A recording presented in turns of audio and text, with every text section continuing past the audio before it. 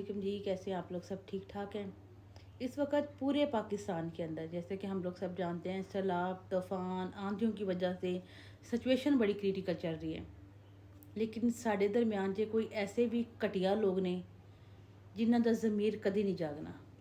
अब जलाल पीर वाला में एक जगह से दूसरी जगह ये जो प्राइवेट बोट काम कर रही है वहाँ पर ले जाने के लिए 40,000 और 1 लाख रुपए फैमिली से डिमांड किया जा रहा है कि अगर आप वो पे करेंगे तो देन हम आपको लेकर जाएंगे, अदरवाइज़ हम आपको लेकर नहीं जाएंगे।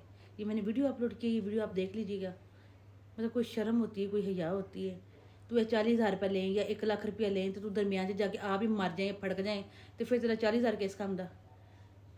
मतलब इतनी बड़ी मुसीबत हमारे मुल्क पर आ गई है। हम सबको मिलकर एक दूसरे का साथ देना चाहिए, इस मुश्किल वक्त को गुजारना चाहिए, लेकिन नहीं करना।